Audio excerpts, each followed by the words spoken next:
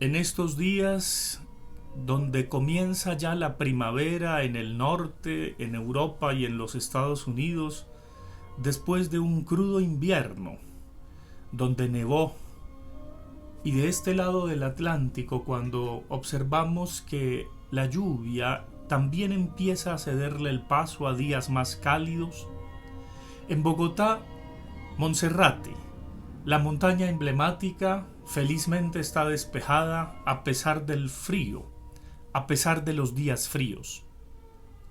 Tras haber debutado con mis 3 cursos de este semestre en la universidad, el que dicto sobre el pensamiento de Michel Foucault, que resulta también prometedor para mí, y me ha invitado a releer esos textos del célebre filósofo francés e historiador del presente, como solían llamarlo, el seminario sobre posverdad y complot que arrancó recordando a Humberto Eco, y el curso de sociología de lo cotidiano, que es en realidad un homenaje a Michel de Certeau, ese otro Michel, y entre los dos Micheles hubo un diálogo interrumpido. Pues he reflexionado con los acontecimientos recientes que han pasado en Colombia sobre algo que vincula a esos 3 cursos, a esas 3 asignaturas, como se dice en la academia, sobre la historia.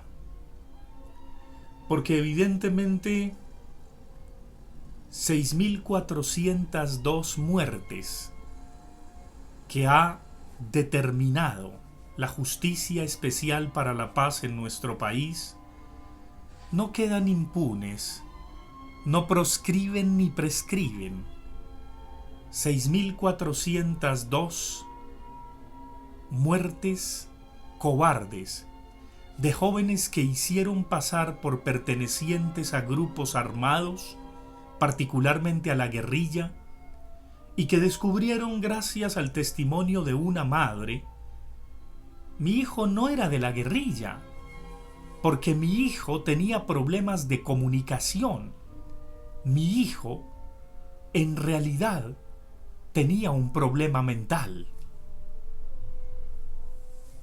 Por más de que una revista, que evidentemente está muy mal, puesto que lanza una promoción para que la gente se suscriba por menos de 40,000 pesos, tienen que estar arrastrados para lanzar esa promoción, y que titula Triunfo casi que del innombrable en Colombia, por supuesto que la impunidad, y claro está, las triquiñuelas jurídicas no son un triunfo, son una burla a la justicia. Y si la justicia se corroe, ¿con qué se salará? Si en Colombia no creemos ni confiamos en las instituciones de justicia, y muchos y muchas quieren tomar la justicia por sus propias manos e instrumentalizarla políticamente, y al mismo tiempo pasar por encima de ella, ajusticiar, como se hizo en otro tiempo entre los grupos al margen de la ley, ¿qué futuro tiene un país democrático como Colombia? Pero el tema sobre el que quiero reflexionar particularmente en esta videocolumna es sobre la historia. ¿Qué es la historia? ¿Qué tanta conciencia trágica tenemos de nuestra historia?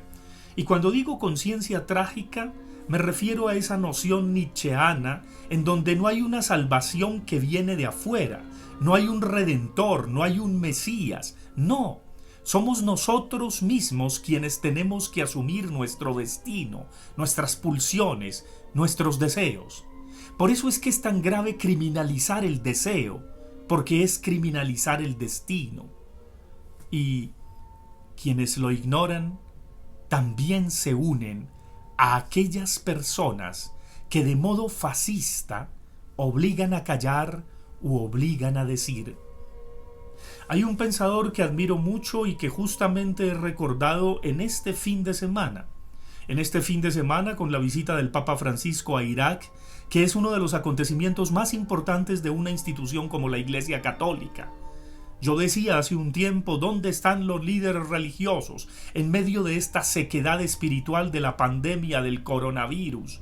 Bueno, pues ese señor el gordito Francisco que vino a Colombia a hablar de paz, arriesgando su propia vida a los 84 años, está en Irak y realiza algo que no pudo ni Benedicto XVI ni Juan Pablo II, tratar de hablar de ecumenismo entre el mundo cristiano y el mundo musulmán. Y su encuentro con el ayatolá chiita es uno de los más importantes hechos contemporáneos, en donde también está poniendo a prueba su última encíclica, que les recomiendo que lean. Se llama Fratelli Tutti, hermanos todos.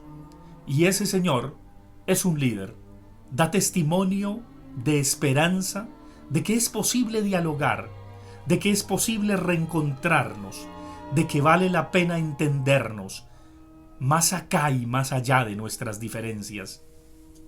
Pues bien, Francisco, ¿qué me evocó? Y un amigo me hizo caer en cuenta de ello. Me evocó una figura emblemática de la historia que retoma Walter Benjamin en sus tesis sobre la historia. Resulta que Paul Klee, un gran pintor moderno, dibuja un matachito extraño que él va a llamar el Angelus Novus. Es un ángel que mira hacia el pasado, levanta sus alas y evidentemente lo único que mira es el horror del pasado, no los acontecimientos ni la cadena de acontecimientos que nosotros, los espectadores, miraríamos. Pero él es arrastrado hacia el futuro, hacia el progreso de las grandes ciudades, de las gentrificaciones, etcétera, etcétera. El problema es que la tormenta que le cae enreda sus alas y él ya no puede plegarlas. Se ve condenado a seguir mirando al pasado, reconociendo el horror de él, pero a ir hacia el futuro. Esa paradoja del Angelus Novus, del ángel de la historia, es lo que nos corresponde asumir aquí en Colombia, a pesar del horror que hemos vivido, y tratar de comprometernos con un deber histórico.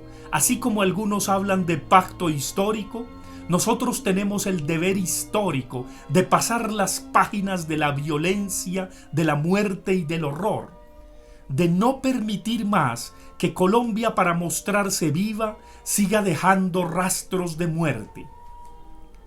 Ese es el ángel de la historia que tenemos que retrotraer, pero no como una retrotopía que nos vende un pasado idílico que nunca existió, no, sino reconociendo el horror del pasado, avanzando hacia el futuro, hacia otro país, hacia otras condiciones de vida, donde evidentemente nos reencontremos todos y demostremos que Colombia no tiene por qué ser un desastre sin remedio. Esa sería la mejor aplicación del Angelus Novus, del ángel de la historia.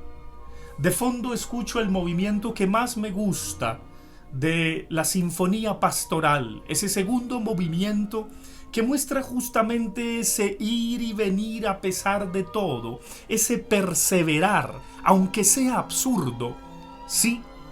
Y yo creo que ese es el compromiso que académicos, comunicadores, políticos, intelectuales, artistas, gente del común tiene que tener con este país.